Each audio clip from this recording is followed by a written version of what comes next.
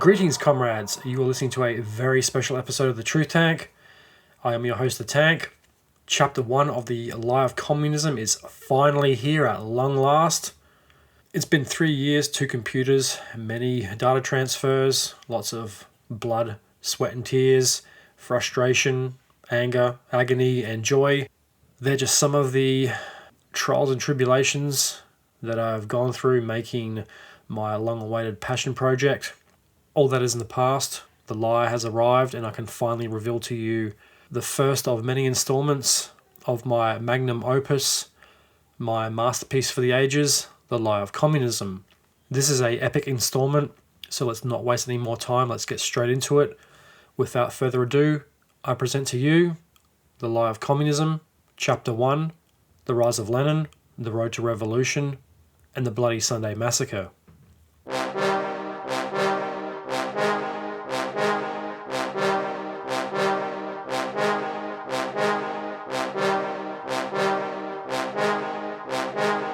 When I first started researching the Lie of Communism, there was one very basic question I wanted to know before I got too deep into the research and before I went too deep into the rabbit hole.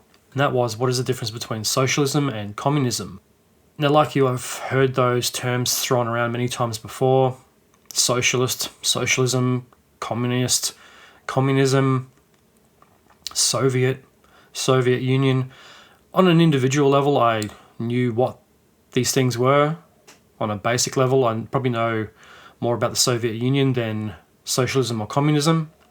But like a lot of terms that get thrown around today, Nazi, socialist, left-wing, right-wing, what do these words really mean? In recent years, the term Nazi has been thrown around so many times, it's lost a fair bit of its meaning, and that was a word that was reserved for the worst of the worst. You had to be really bad to be called a Nazi. Now it seems one side likes to call the other a Nazi because they don't like them, not because they actually are. I knew what a communist was, but I didn't know too much of the history, the backstory, how it all got started, how this idea and this movement that came from this idea spread. How did it spread through Russia and parts of Europe so quickly? Was it just a product of the times? Did the social and economic factors in Russia at the time play a large part in this idea spreading? What is this mysterious socialism that seems to be the precursor to communism? These are the questions I really wanted to know, and 3 years later I'm not sure I could define either of them that well. I'm not even sure I completely understand the difference between socialism and communism, but I'm going to try my best to define what is the difference between socialism and communism. Let's start with socialism. Socialism, the people share in economic resources in an equal and fair way. Said resources are distributed by the government, which is a democratically elected government. Now let's look at communism. Under the communist system, economic resources and property are strictly controlled and owned by the state. There is no individual ownership. And if you live in the Western world, communism or commie is usually a derogatory term for someone that goes against capitalism. And I'm probably sounding like a communist saying that, but it is a very common slur for someone that doesn't quite see capitalism the way everybody else does. It's been used in comedy movies and TV shows for a long time. One standout would be that Seinfeld episode where Kramer starts getting into communist or socialist philosophy. And when he's dressed up as Santa and the kid says he wants a train set, and he goes, "Oh, you don't want a train set? They're made by kids your age for like a couple of cents." And the kid starts calling Santa's a commie. That would be one example. Like a lot of people, Western media is where I got a lot of definition for the terms communist and socialist, communism and socialism. That's pretty much where the definitions of these terms came from when I was really young. It was negative. It was usually used in a derogatory or humorous way to take the piss out of something. You're questioning capitalism. You must be a communist, and you must hate Western philosophy and way of life. But is that necessarily true? Can you have both?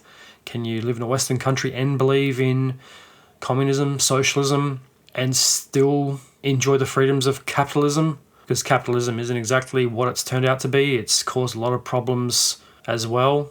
You can compare death tolls with the two, but capitalism isn't exactly perfect either. The biggest difference is capitalism doesn't have the negative connotations placed on it as communism or socialism. And if you're still listening past this point and I haven't been banned from YouTube and every other streaming platform, let's compare the three. We've looked at socialism and communism. I'm of the opinion that if you live in a free country, you should have the right to choose what you believe as long as it doesn't hurt anybody else or interfere drastically with the overarching direction of society. As we just looked at the differences between socialism and communism, capitalism doesn't work either. Why can't we believe in a hybrid blend of communism and capitalism? Or are both philosophies and structures diametrically opposed to each other? That would make it completely impossible to believe one over the other. Kind of like being a Christian and a Satanist at the same time. One would contradict the other. You're either all in or you're not at all. And that's pretty much where communism is in the Western world, and I think even in communist countries, you're all in or it doesn't really work. Capitalism is much the same. The difference with the Western world is there's more flexibility in belief. Communist China is very rigid on its belief. You don't go outside the lines or you get punished. There's restrictions on other belief systems and you do not go against the governmental narrative. But having said that, capitalism doesn't work either. Communism definitely doesn't work. We've seen this play out throughout history. There's varying examples of it failing miserably. Socialism, on the other hand, might work, given a few changes here and there. It seems to be the one with the best intent, or what appears to have the best intent. But so does capitalism, to a degree. But I guess the biggest problem I have with capitalism is the unrestricted nature of corporations manipulating governments and markets just to make endless profit. They destroy people's lives, they destroy the environment, they're literally destroying the planet we live on, all for profit. And for what end? They already have all the money they could ever want. Yeah, I get making money is addictive, but why not pay your workers more so they can have a better life? Maybe they will fly the company flag a bit higher rather than getting paid $12 an hour. Even if it is something unskilled, I mean, there's enough of the pie for everybody to have a decent slice, but some people want the entire pie and leave crumbs for everybody else. Socialism, if the idea and the system is more proven and tested, might work in theory, but as we all know, things that sound good on paper very rarely work out in the real world. So what system does work? It doesn't seem like any of these systems works that perfectly. They're all flawed. Lessons can be learned from all of them. And hey, maybe a new system needs to be made that combines the best parts of all three. I mean, who would volunteer for that experiment? What country would put their hand up and say, yeah, we'll give it a shot. We'll have a go at this new hybrid theoretical concept and hope it doesn't ruin society. Because I think that's another reason why societies are very slow to adopt change. If the train has been running a certain way for so long, why knock it off the tracks? Why disrupt the flow of the system and the way things have always gone? If capitalism works, maybe you should keep going in that direction. But in all three of these systems, they all cling to their way like it's life or death. Too much time has been invested. They're too deep into the belief to change their ways or the outcome. Without a massive social collapse or gradual or instantaneous change, or without a bloody or bloodless revolution that sweeps through a society at any given point in history like a storm. Communism, the truth. Two versions of the same story. And if you listen to the prologue, this is how the Lie of Communism started. There are two versions of the same story. The communist version and the real version as told by history. The first part of this will be a more of a rundown section of the differences in between communist history and the real history. And then we'll get into chapter 1, the rise of Lenin and the road to ruin. Firstly, the fundamentals of communism are built on a lie. The heroes of the Russian Revolution, in reality, aren't quite what Soviet history has made them out to be. especially communism's poster boy, Vladimir Lenin. Lenin, in my opinion, was full of shit and a fraud. He inserts himself as this hero of the revolutions, when in fact, a good portion of the time he was in exile in a different country. At this point in Russia, there were multiple revolutions. There was one after the other. They take place in the early 1900s. Russian society was going through a transition. The old system of government was facing a pretty uphill battle. Imperial Russia had lost touch with its people and was facing some severe backlash from the people and the workers. Lenin was no fan of Imperial Russia or the Tsar, and goes on this personal crusade to correct what he sees as this great injustice happening in Russian society. And I'll give Lenin 10 points. He had some fucking balls on him. He was willing to go to war with a very well-established and old royal dynasty. It'd be comparable with somebody in England going to war with the monarchy and wanting to kick the king out of his position of power. This is a similar scenario that Lenin finds himself in. As I mentioned, there were multiple revolutions that swept through Russia at this time, but Lenin needed his own revolution. He needed one that was grander than the last one. The previous revolution was the workers' revolution, but he needed a great socialist revolution that would spark a workers' uprising right throughout Europe. Russia has had a few revolutions over the centuries, and revolutions weren't uncommon in Russia or Europe at the time, or the time before the Soviets. The biggest revolutions to take place, and the ones looked at here, will be the February and October revolutions. There was an earlier revolution that took place in 1905, but that was a failure. Thousands died, and not a hell of a lot changed. Lenin has said about this revolution that it was, quote, the great dress rehearsal, without which the victory of the October Revolution of 1917 would have been impossible.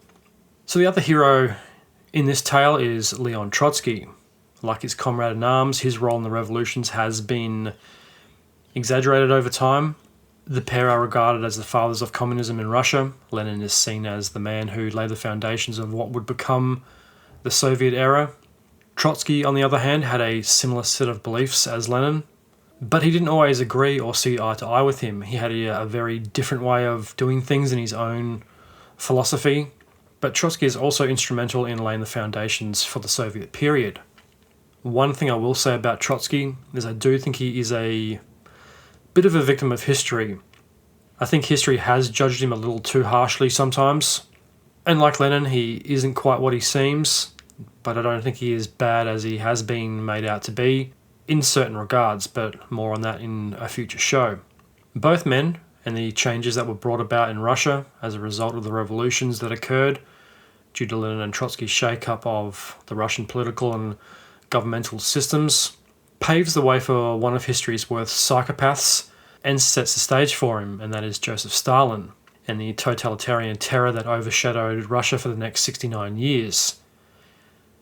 Lenin's utopian dream turned into a dystopian nightmare that led to the deaths of millions, subjugating its own people to abject poverty and the economic enslavement and regression of Eastern Europe and the motherland. Lenin is the father of communism in Russia. He gets most of the credit for the outcomes of the February and October revolutions.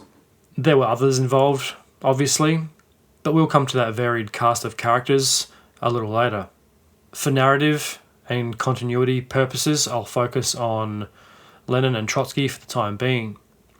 So let's have a look at Vladimir Lenin's younger years and his upbringing, and how he ended up from humble origins to becoming a revolutionary leader and leading to great social change and his place in the history books.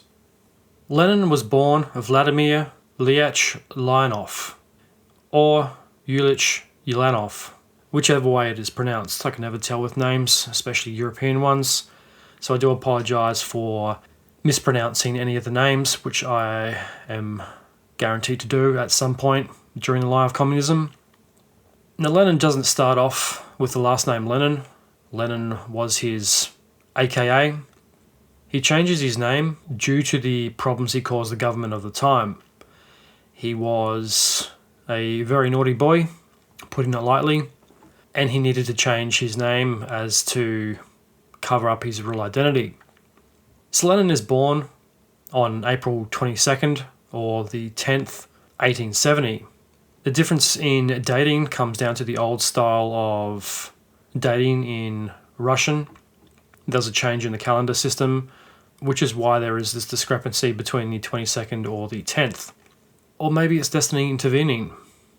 Lenin, like a lot of the characters we will get to know over the course of the Lie of Communism, has a very interesting backstory. His family history is also of interest, which I won't go into too much detail because it was quite dense, so you can look that up for yourself. It's very detailed and long, and it was too long to put into this section of the pod. However, it's this very detailed family history that has a few key events that shaped the young Lenin into the future leader of the communist movement, which might help explain the path he chose to go, which ultimately led to his destiny. In 1886, a few dramatic things happen in his family. Lenin's dad dies of a brain hemorrhage in January. The young Lenin becomes very angry, confrontational and erratic, which leads to some very extreme personal choices, one of which being his renouncing of God and religion, which might play into some future decisions made down the road. While this is going on, his older brother, Alexander, also known as Sasha, I think Sasha is his real name, Alexander I think is either his middle name or the name he called him. I can't quite remember, so don't quote me on that. His brother is studying at the St. Petersburg University, and this is where his brother becomes interested and involved in opposing the monarchy, specifically Czar Nicholas II. His brother read banned leftist material while he was at the university and organised anti-government protests. He even joins a revolutionary group or cell who comes up with a plan to assassinate the Tsar. So this is pretty dramatic stuff. Lenin was pretty young, and this is all within the same year. There's a lot of dramatic events compounding on the young Lenin that would help shape his future.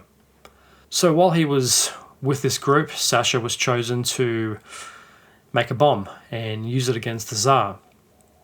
In modern terminology, his brother would be called a terrorist and would probably spend the rest of his life in Guantanamo Bay or somewhere like that.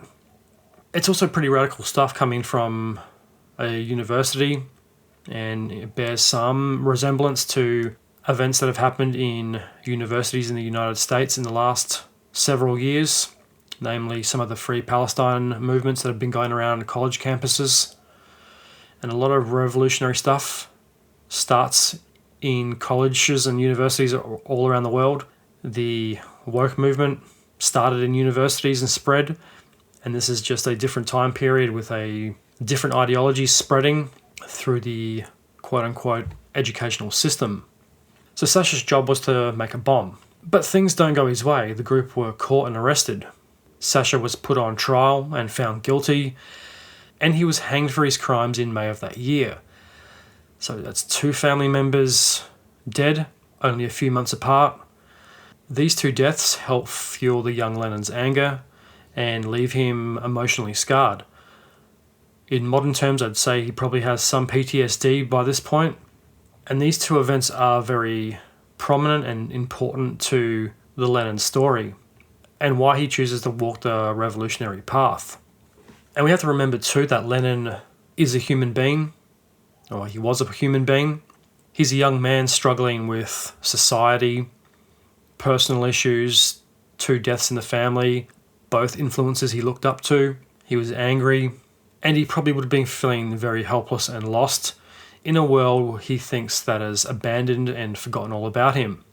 We have to put ourselves in Lenin's shoes for a minute before we judge him too harshly. This is an angry young kid.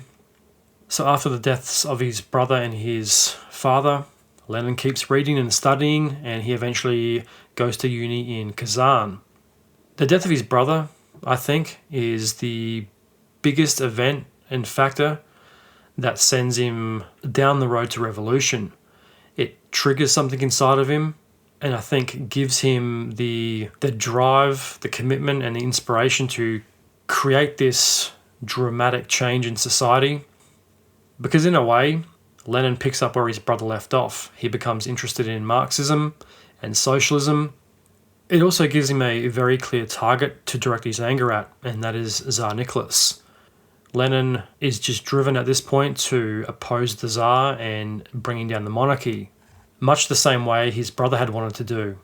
However, the big question is, would Lenin have gone down the revolutionary path if his brother hadn't been executed by the government? Maybe, maybe not. Questions like these are always easy in retrospect. But at the time, if his brother hadn't been executed by the government, I don't think he would have been so fanatical and so driven to destroy the Tsar and the monarchy.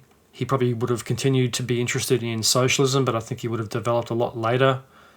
Which, if the revolution was still to happen, the way it plays out in history, probably would have happened at a later time. Maybe it would have fizzled out like some of the other revolutions. The monarchy would have continued, or maybe Trotsky would have come to power, or some other social revolution. Who knows? It's one of those paradoxical questions that a lot of time travel movies go into. Is the Russian Revolution, the February and October revolutions, a fixed point in history?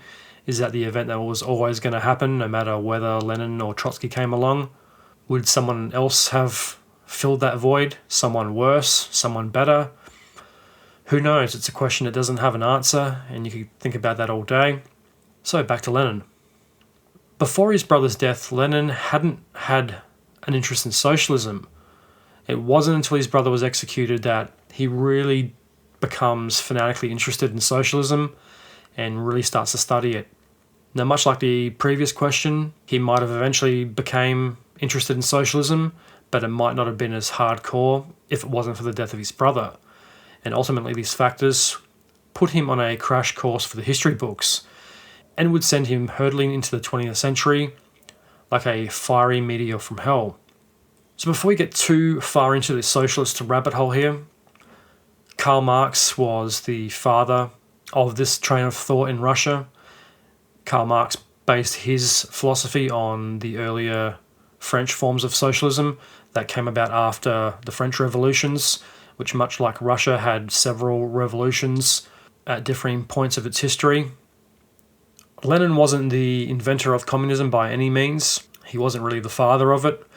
I think he is more of a pioneer in the field rather than the inventor of it. And later on down the track, Lenin has his own personal socialist philosophy called Leninism, which is based off Marx and Engels' theories. So unsurprisingly, this leads to Lenin being expelled from university for taking part in protests aimed at the Czarist government. From there, he earns a law degree and moves to St. Petersburg in 1893, becoming a senior Marxist activist. By 1897, he was on the radar of the law, and he gets arrested for sedition and was exiled to Siberia for 3 years. But even exile couldn't stop him. He was very busy during these years in exile. He gets married and moves to Western Europe after his 3-year sentence was served. From there, he becomes a theorist in the RSDLP, the Russian Social Democratic Labour Party / Marxist Party. He gets involved with them early in the 1900s when he starts a fundraising campaign for their leftist newspaper, Iskra, meaning spark. So after some time in Western Europe, he moves to Switzerland. It's here he meets like-minded individuals, aka other Russian Marxists, at a conference. By this time, Lenin is making friends and influencing people. His charm seems to work. His newfound comrades agree to move to the publication of Spark, Iskra newspaper to Munich. Lenin moves there in September of that year to run the newspaper. The paper was smuggled into Russia, where it was the most successful underground newspaper publication for the next 50 years. And that's a recurring theme with Lenin and Trotsky and some of the other key figures in the communist movement, is they all run newspapers or edit newspapers. They write articles and pamphlets on their philosophy. They write a lot. Trotsky in particular has been overlooked as one of the greater writers of history. Both of them wrote thousands and thousands of documents over the course of their life, which is pretty impressive. This is all done by either pencil, pen, or typewriter. It's around this time in December of 1901 where he first starts to use the name or the pseudonym of Lenin. He changes it for obvious reasons. He had been arrested and imprisoned for his political views and anti-government revolutionary activity. Since he wasn't going to stop the revolutionary activity anytime soon, Lenin was a much better cover than his birth name of Vladimir Lenin Ulyanov. Although I'm not sure how conspicuous it was because he still uses the same first name of Vladimir. Lenin is very similar to Lilich or Lilich or however it's pronounced. So if someone really wanted to figure out what his real identity was, it probably wouldn't have been that hard. But at the same time, I think that might also be the point, because Lenin, as we will see, is a little bit of a glory hog. So this is a way of him covering up his real name, but still taking credit and getting the glory. He goes by N. Lenin after December 1901. Why N? Well, no one really knows. There is a lot of speculation about what the N meant. The main theory is it stood for Nikolai Lenin, but in reality it didn't really stand for anything. His last name, Lenin, may refer to the Siberian river of Lena, so maybe he found out about the Lena River while he was in exile in Siberia. Who knows? Could be. If I was a betting man, I'd probably say he came across that name or was told that. Lena, Lenin, whatever version of the story happens to be true. The name of Vladimir Lenin has become synonymous with the Russian Revolution and communism.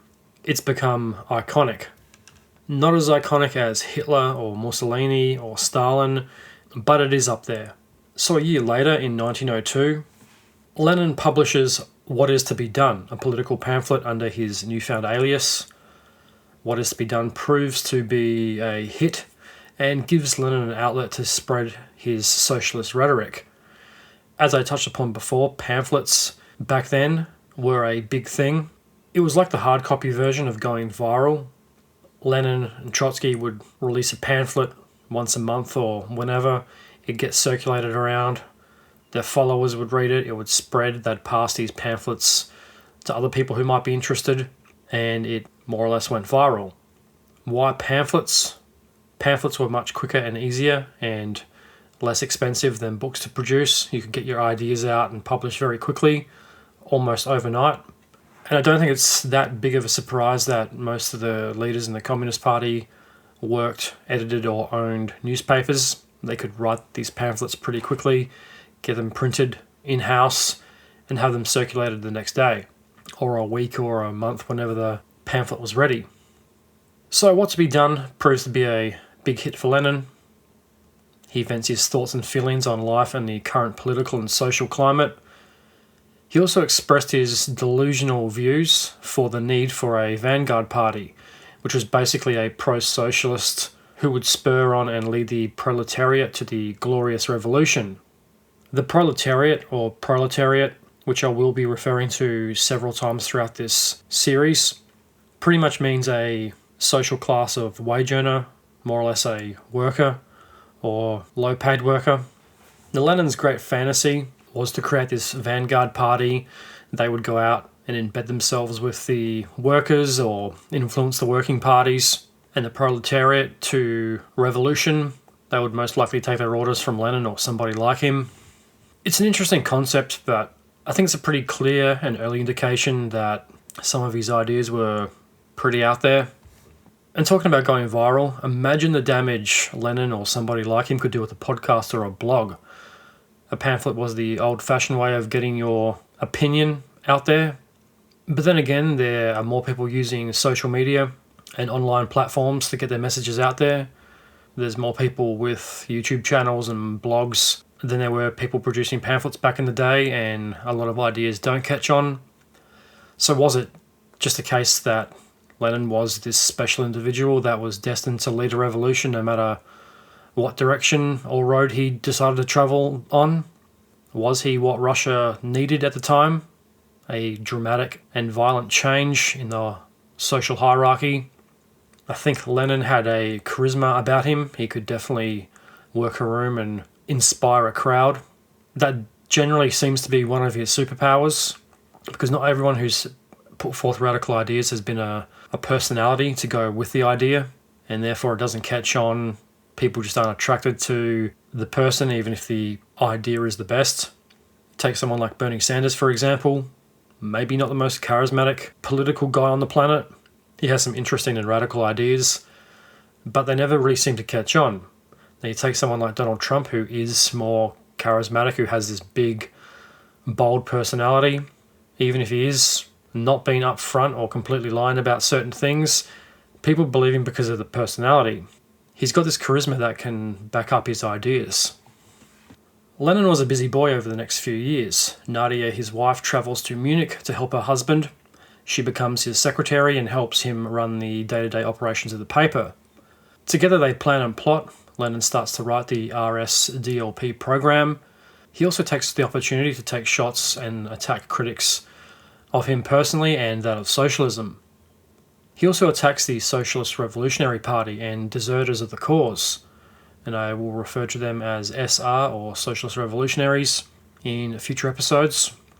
But this didn't last long, and it wasn't long before the Fuzz or the 5-0, the Rozes, the Pigs, the Bacon, the Cops were onto Lenin once again. I can't imagine why. Lenin is trying to plot again, and the righteous hand of the law was about to come down on him. In April of 1902, he and his wife pack up and head for London, evading Bavaria's finest. When he arrives in London, he does much of the same thing. He meets like-minded individuals. While he's in London, he meets his BFF, or his BFF frenemy, Leon Trotsky. He had planned to continue his work with Spark, but he becomes sick with erysipelas, which prevents him from taking up a position on the editorial board of the paper.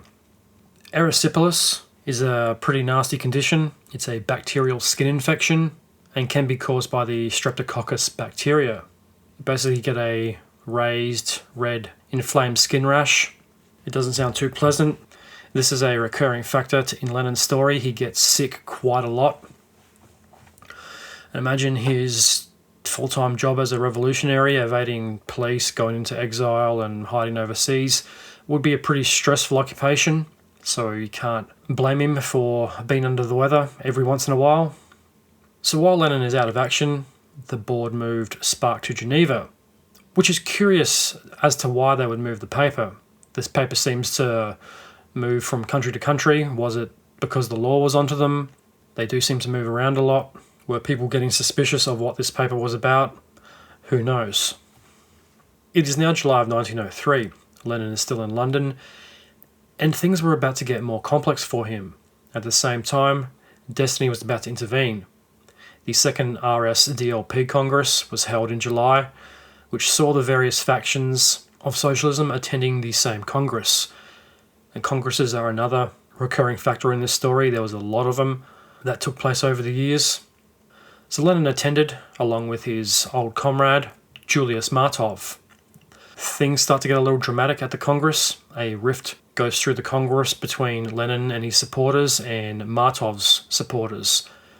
And we'll look into Julius Martov in an upcoming show, but in short, Julius Martov was a socialist leader as well. He was a friend of both Lenin and Trotsky.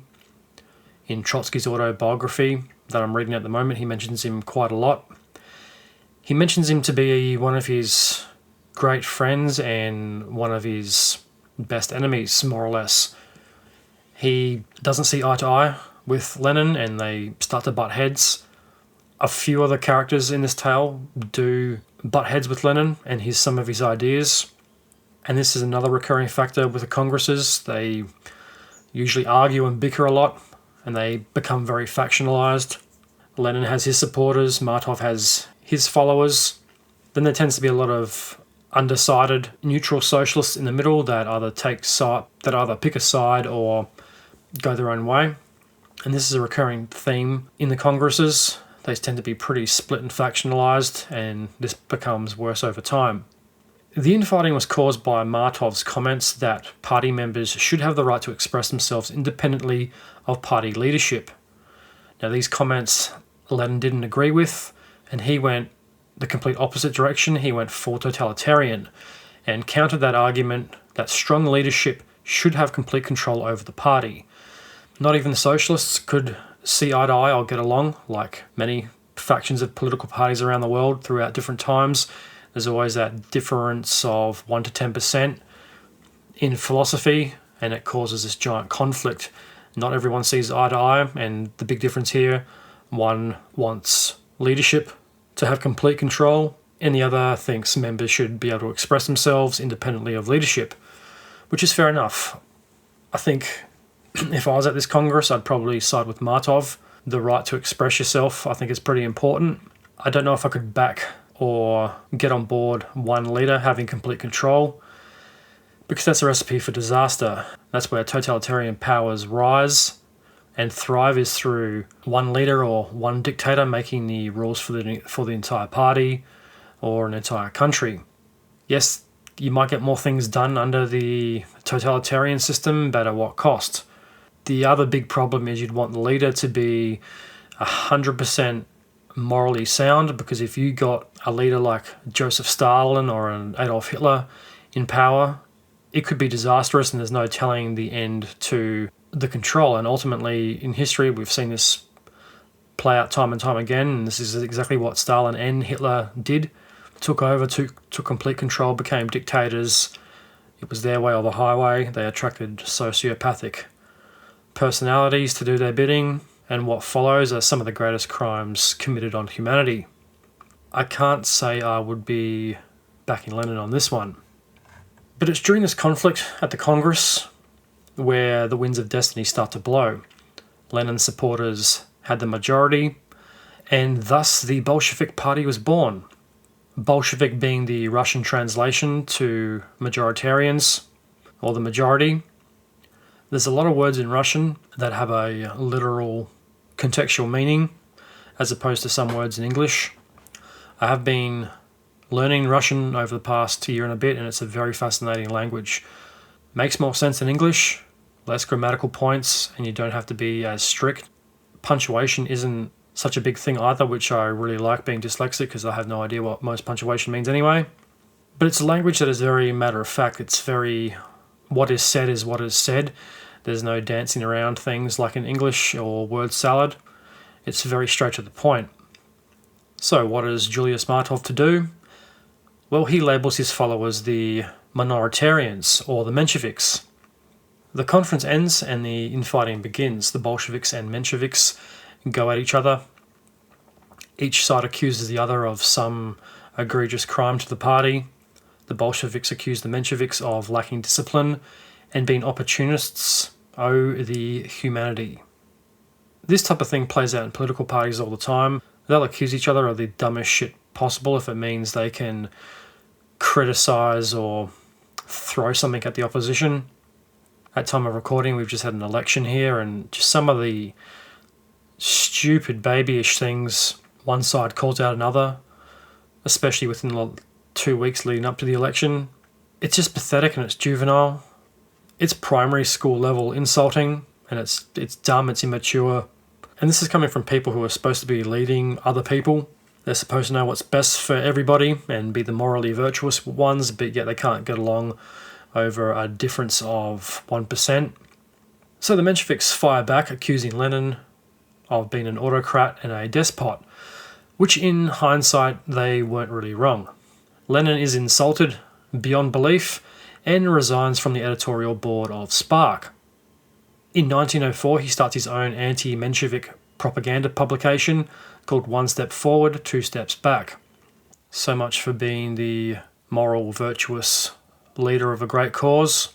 At this point, it doesn't really seem like he is about the greater cause of communism. This is him lashing out at his bruised ego. That is another recurring theme with Lenin, is he's very easily offended. and he's offended by a statement that is pretty true. And if you are going to go out on a limb and try to start a nationwide revolution and overthrow a government, you have to have a pretty thick skin, because Lenin would have had to have known he was going to take a lot of shit from everybody. His ideas were bold, they were out there, they challenged the established hierarchy of society. He had to have expected he was going to take a couple of arrows at some point, and he seems to be so easily offended by a pretty basic statement or someone's opinion. Which brings up the question, if he is so easily offended by what was essentially a true statement, how is he meant to lead this glorious revolution against the Tsar and the establishment?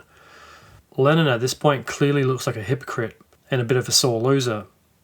When something doesn't go his way or he's insulted, even if it's true, he lashes out violently when the truth comes to light. I'm sure there is a psychological diagnosis for it. But once again, all this conflict and hatred makes Lenin very sick. So he goes back to his old recovery ground and travels back to Switzerland to recover by going hiking.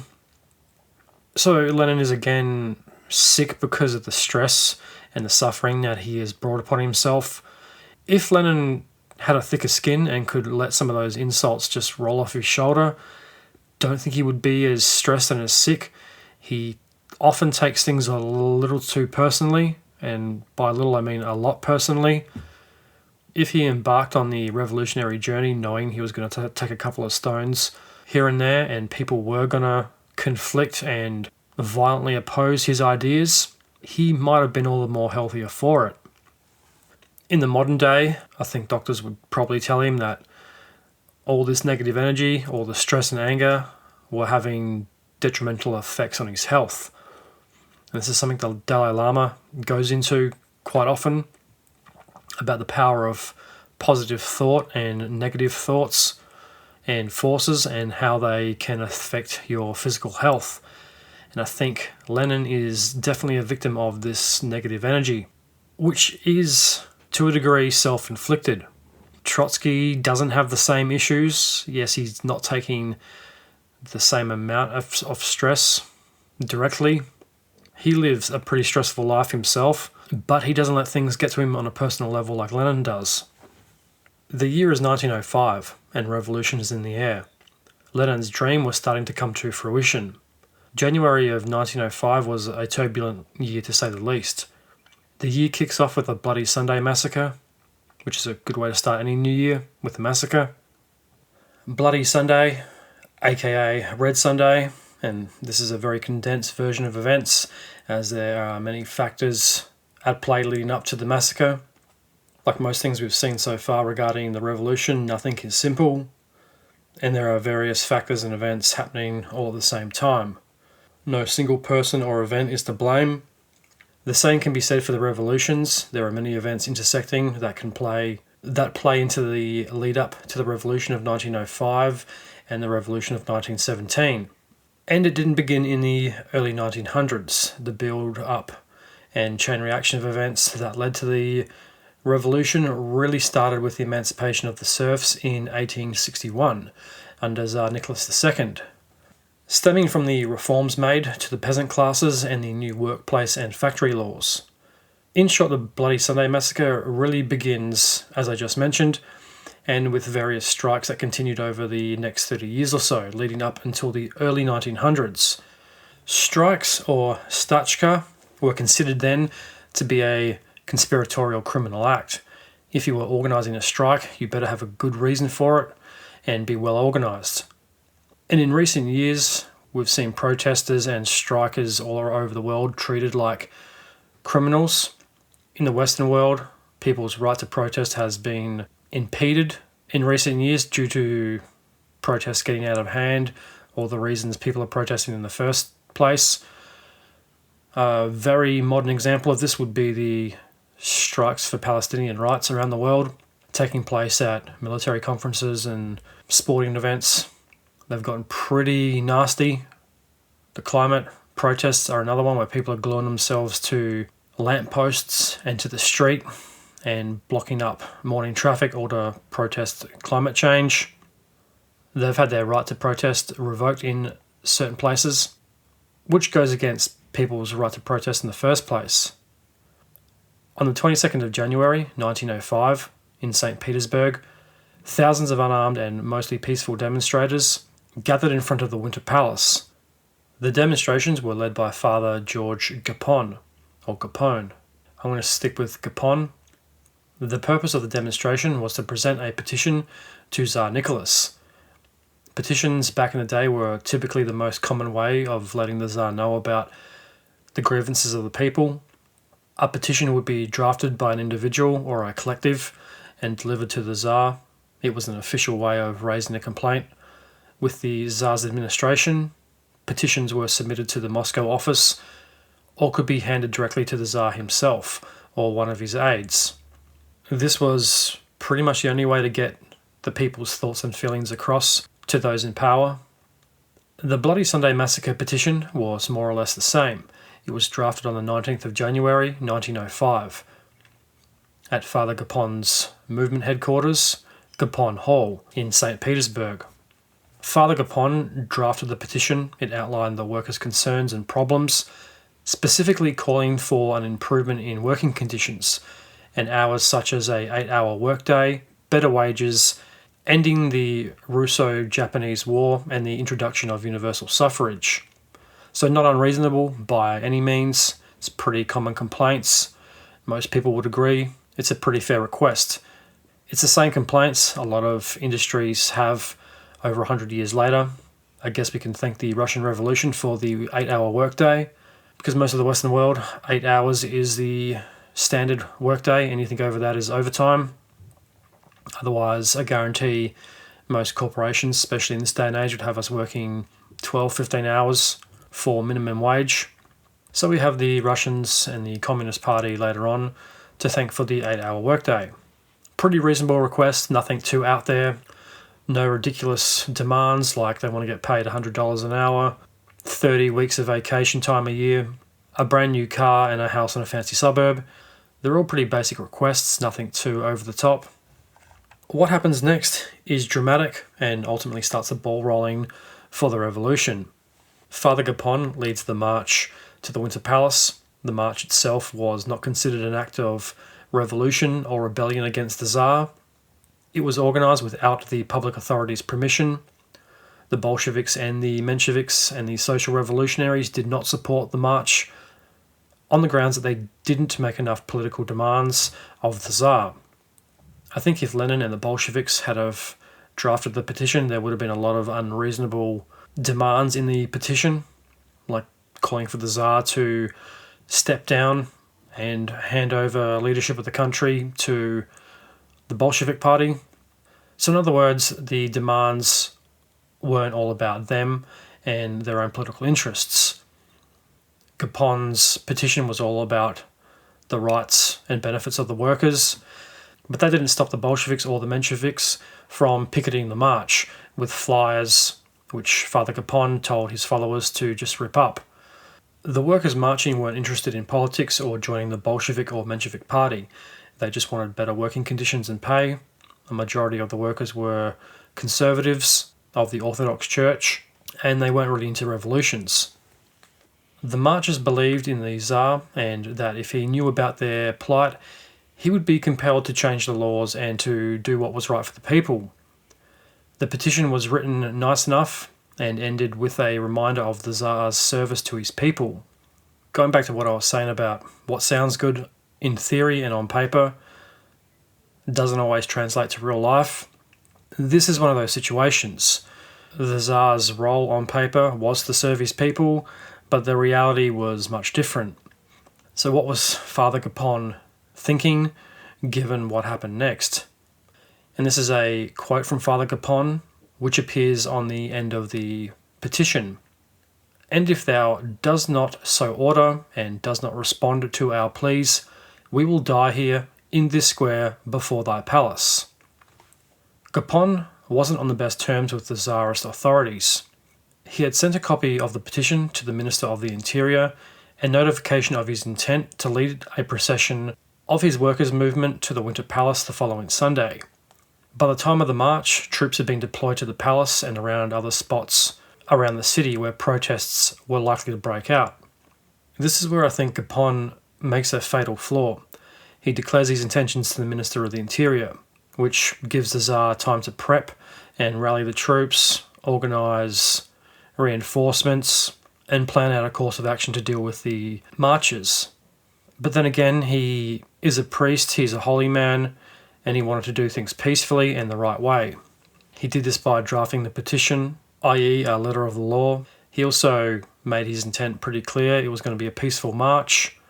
Maybe he should have used surprise, maybe force might have been called for, given how things turned out.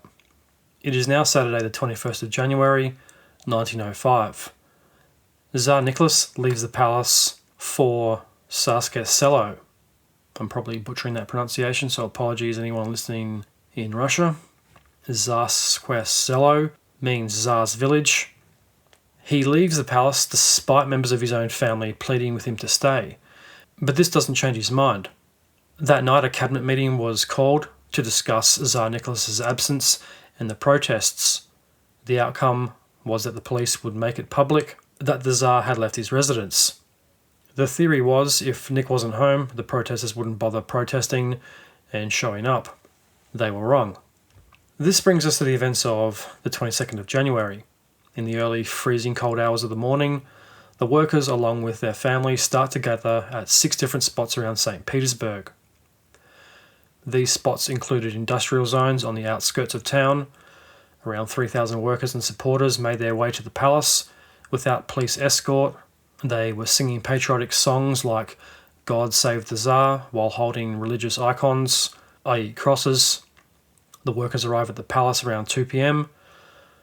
The plan was to have columns of protesters to make their way to the front of the palace. Their mood was quiet. There doesn't seem to be too many troublemakers. It did take quite a long time to get there, so I'm not surprised. It started at 6 a.m. It's now 2 p.m. I'm hoping they at least got a lunch break along the way. I'm assuming they probably would have had a couple of breaks in between this because it sounds like a pretty long walk. It's a long way to walk on an empty stomach if it isn't the case. Reports vary on the number of people who were in attendance. Some put the crowd at around 3,000 and others as high as 50,000. The figure of 3,000 comes from the police. I'm not sure where the second figure comes from, but it seems like each side is playing down the other. The police are saying it's only 3,000 protesters, it wasn't a big deal, because if you've ever seen the size of the Winter Palace and the massive square, 3,000 people wouldn't look like a lot. 50,000 on the other hand would probably fill it up. Probably 30,000, it's a pretty big space. And this is where things take a dramatic turn. The meeting held on Saturday night also discussed the best way to deal with a large crowd. Military personnel were deployed in and around the area to keep things in order and to protect the palace. The Imperial Guard, Cossacks, and various infantry units were deployed to the palace and surrounding areas. All in all, there was about 10,000 troops, which is a pretty significant force to protect the palace. To get this amount of troops into the area, it took weeks. The first troops started to arrive on the 9th of January. This isn't that surprising either. Father Gapon did tell the Ministry of the Interior what he had planned. He had told them that a march was taking place, what time and where it was ultimately going to end up, which gave the authorities more than enough time to plan. And in this case, it gives the government time to prepare for countermeasures.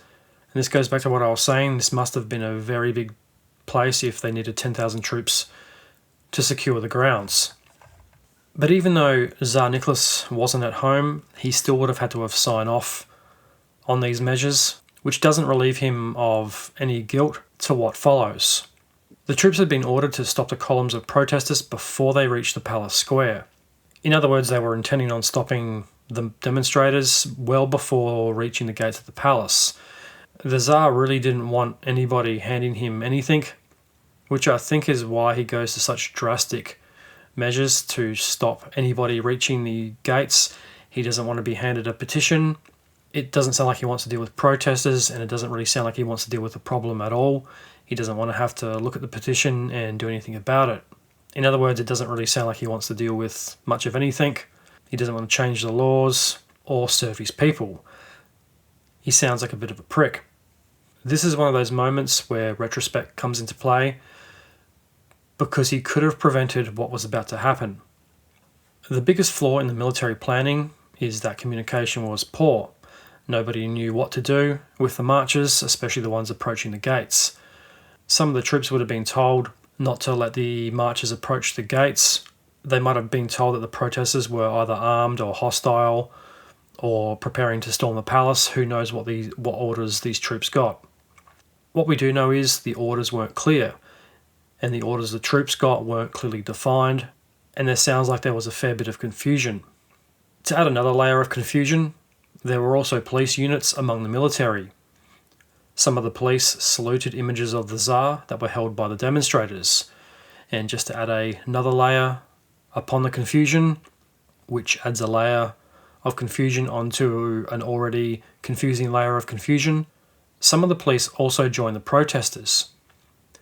As the crowds advanced, some army officers were allowing small groups of marchers to move closer to the gates, which sounds like a good idea. Smaller groups are a lot easier to control. The attention is a bit more obvious. You could probably see that they weren't armed, they weren't violent, they weren't going to start breaking down the gates. So this was a great idea and a great way to control the larger group by getting smaller sections of the protesters to approach the gates with their petitions or concerns or messages to the Tsar. Some of the defenders ordered the crowds to disperse, and some officers ordered their men to fire into the crowds. Just to clarify, this series of events takes place over several hours. This isn't a 20-minute event. The small groups of demonstrators approaching the gates and the police siding with the demonstrators isn't an instantaneous thing. It happened over the course of the day. Same goes for the shooting. It was a gradual breakdown of communication and progression of events. So it's not like the crowd got there and the military opened up into the crowd all at once. Events start to take a very dark and violent turn. Cossack and cavalry units charged into the crowd of demonstrators, hacking some people to death or trampling others with their horses. A majority of the shootings happen around the entry points and bridges around the city. These happened in separate incidents all around the city, as opposed to one event like the movies have portrayed, which makes it out like it was a mass event where everyone gets gunned down in front of the palace. Where in actual fact, most of the shootings take place down from the palace. And as I mentioned before, this palace is pretty fucking big. One end probably wouldn't have known or even be able to hear what was happening at the other end, let alone gunshots. Father Gapon leads a group of marchers to the Narva Triumphal Arch in the city of St. Petersburg. The arch is pretty much right across the road from the palace. First reports involving shooting occurs between 10 a.m. and 11 a.m.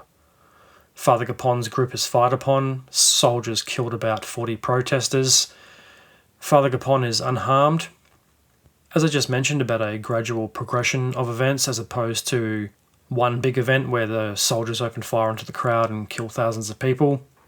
What I would like to know, do the soldiers shooting the protesters cause a panic? Because you'd think if a large group of people are all of a sudden opened fire upon, that they would panic and trample each other or start a riot or something. But that doesn't really seem to be the case. And the reports are not very accurate, and they weren't a great deal of help at trying to piece together what happened.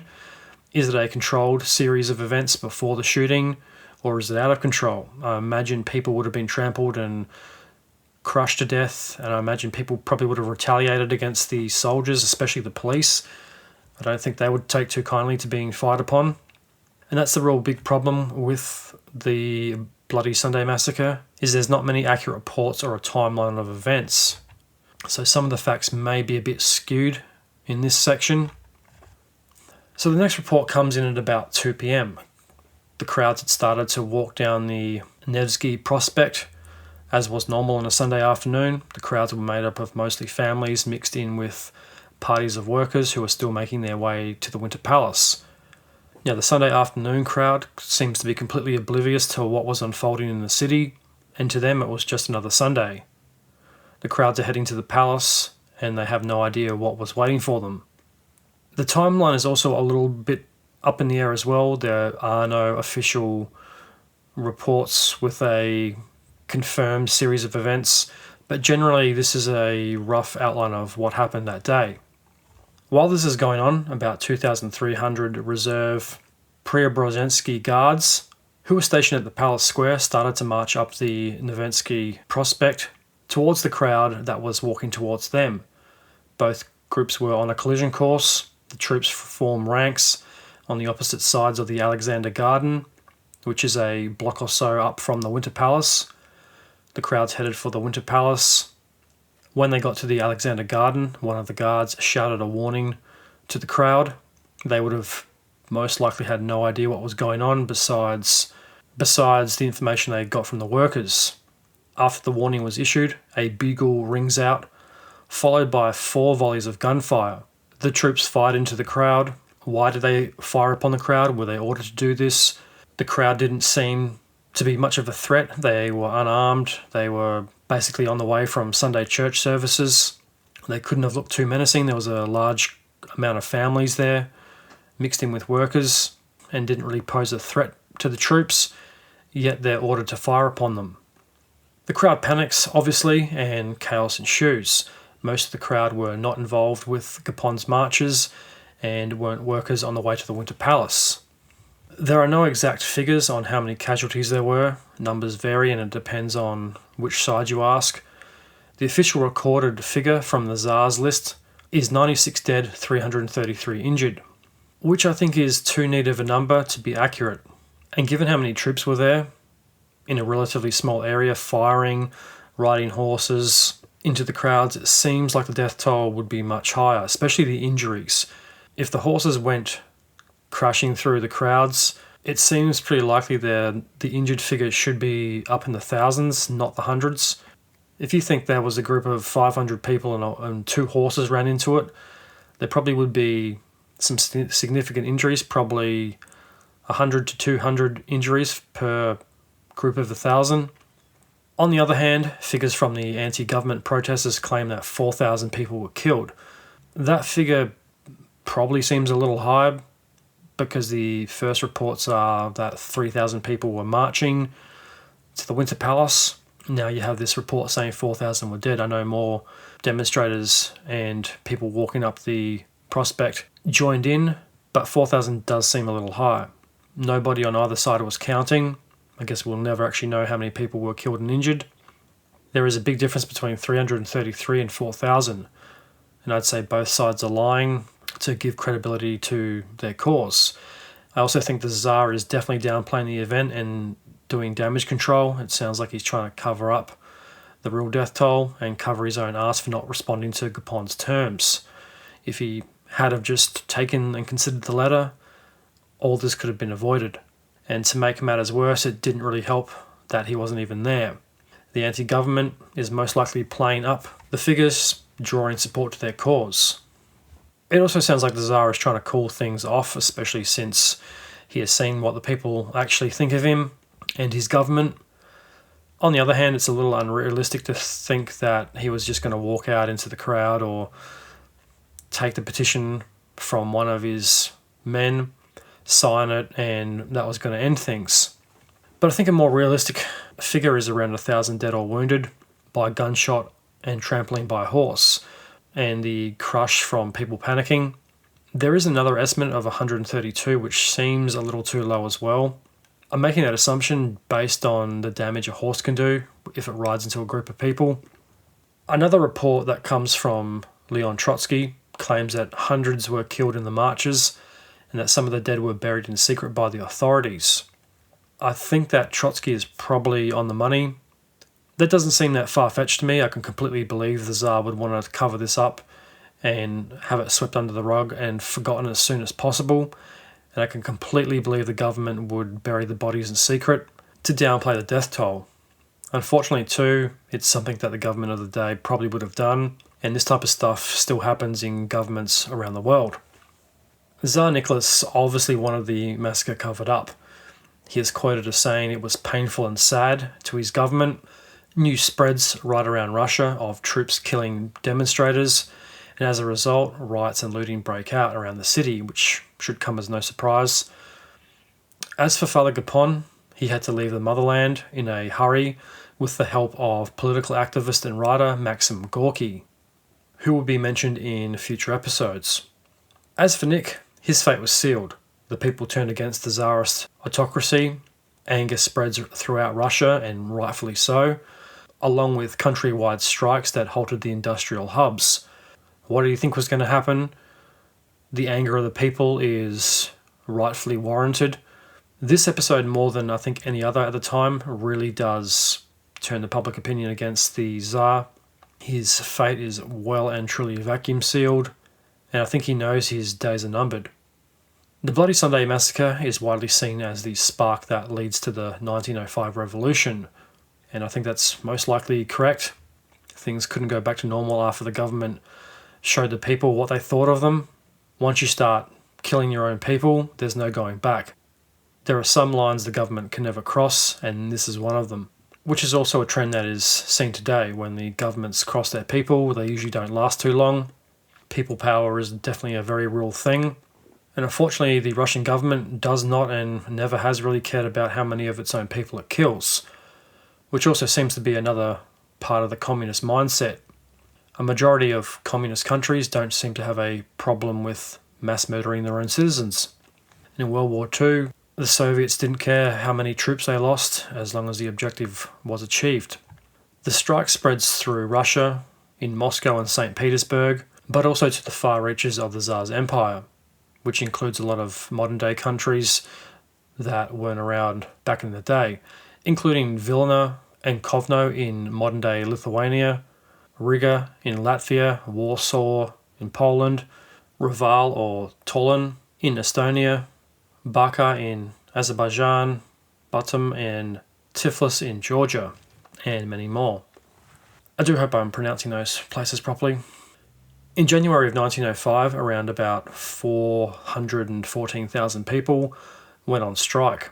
This causes a massive economic shutdown and food shortages. It means a lot of people going on strike at the one time. So, what was old Nick to do? Well, Tsar Nicholas goes on an appeasement tour, trying to appease the people with a Duma. A Duma is an advisory council with legislative functions. But it was fruitless. The Czarist government ended up solving its problems the way it always did, and that was with excessive force. The strikes continued to spread, and more people joined. The Tsar was losing control, and he was losing control of his own country very fucking quickly. Between October 1905 and April of 1906, the government is said to have had 15,000 workers and peasants shot or hanged. 20,000 were injured and another 45,000 were sent into exile. So Nick didn't really seem to learn much. He makes the same mistake again, but this time doubles down, which we've seen over and over and over again throughout history. Politicians and people in leadership positions can never admit they're wrong.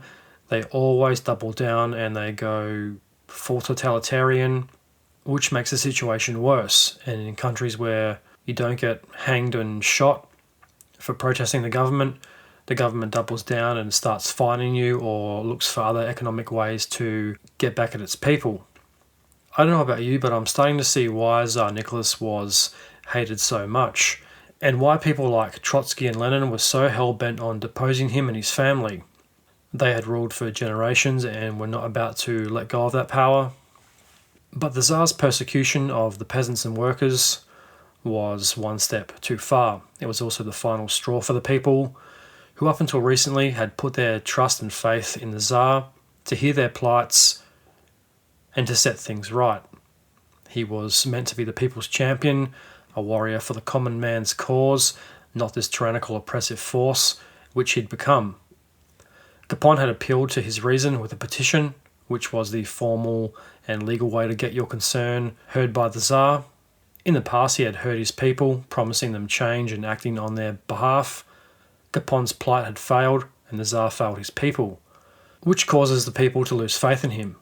But more importantly, they lost faith that he had cared about them, the people, anymore. His actions, unfortunately, don't do much to assure the people of his intentions or their opinions of them. The other problem for the Tsar was that the lower classes blamed him for the Bloody Sunday massacre and the violence in the following year. The lower classes had always taken their frustrations out on the boyars, the feudal nobility of Eastern Europe, similar to a bureaucrat. This time around, Nick was no different in the people's eyes. The seeds of revolution are beginning to sprout. The Tsar no longer had the right or the legitimacy to rule his people. The trust and respect was dead. His divine right to rule was shattered. The royal family no longer had a place in modern Russia. The world was changing, and a great cultural shift was about to happen. The dramatic change in public opinion towards the Tsar and his family helped Lenin gain a massive foothold in his crusade against the Czarist government and his quest for social change. To conclude Chapter 1 of the Lie of Communism, I'm going to read in its entirety Father Gapon's petition to the Tsar, dated the 22nd of January 1905. It's from wikisource.org. The St. Petersburg Workmen's Petition to the Tsar, January 22nd, 1905. Sire, we working men of St. Petersburg, our wives and children, and our parents, helpless, aged men and women, have come to you, O Tsar, in quest of justice and protection. We have been beggared, oppressed, overburdened with excessive toil, treated with contumely. We are not recognized as normal human beings, but are dealt with as slaves who have to bear their bitter lot in silence. Patiently we endured this, but now we are being thrust deeper into the slough of rightlessness and ignorance, and being suffocated by despotism and arbitrary whims. And now, O Tsar, we have no strength left. The awful moment has come when death is better than prolongation of the unendurable tortures. Therefore, we have left work and informed our employers that we shall not resume it until they have fulfilled our demands. What we have asked is little, consisting solely of that without which our life is not life, but hell and internal torture.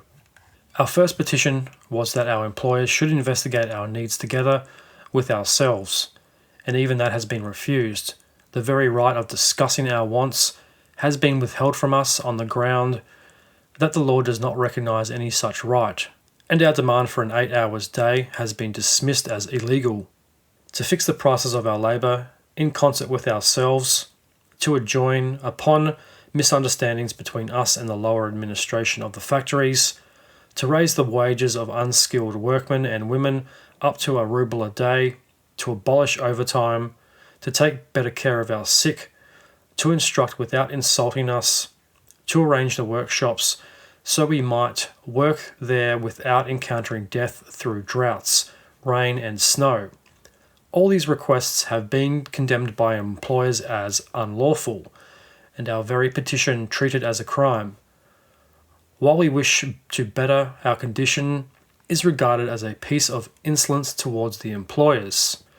O Emperor, there are more than 300,000 of us here, yet we are all human beings only in appearance and outwardly, while in reality we are deemed devoid of a single human right, even that of speaking, thinking, and meeting to talk over our needs, and of taking measures to better our condition. Any one of us should dare lift his voice in defence of the working class is thrown into prison or banished. The possession of a kindly heart, of a sensitive soul, is punished in us as a crime. Fellow feeling for a forlorn, maltreated human being who is bereft of his rights is consequently a heinous crime. O Tsar, is this in accordance with God's commandments, in virtue of which you are now reigning? Is life under such laws worth living? Would it not be better for all of us working people in Russia to die, leaving capitalists and officials to live and enjoy existence? Such is the future which confronts us, sire, and therefore we are gathered together before your palace walls. Here we await the last available means of rescue. Refuse not to help your people out of the gulf of rightfulness, misery, and ignorance, giving them a chance of accomplishing their destiny, deliver them from the intolerable oppression of the bureaucracy, demolish the wall between yourself and the people, and let them govern the country in conjunction with yourself. You have been sent to lead the people to happiness, but happiness is snatched from us by the officials who leave us only sorrow and humiliation.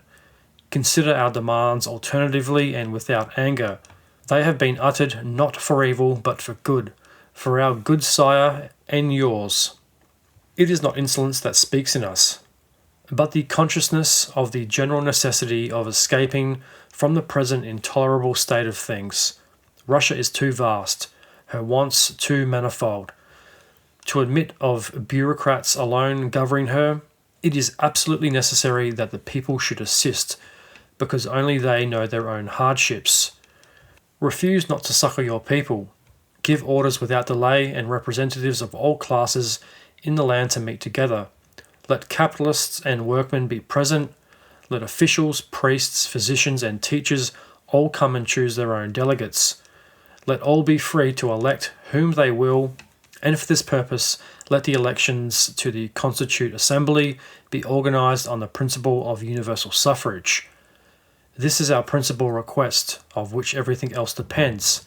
It is the best and only plaster for our open wounds, without which they will ever remain open and hurry us on to death. There is no panacea for all our ills. Many are needed, and we now proceed to enumerate them. Speaking plainly and candidly to you, sire, as to a father, the following measures are indispensable. In the first section are those which are directed against the ignorance and disenfranchisement of the Russian people. They include 1. Freedom and inviolability of the person, liberty of speech, of the press, of association, of conscience in matters of religion, and separation of church and state. 2. General and obligatory education by the state. 3.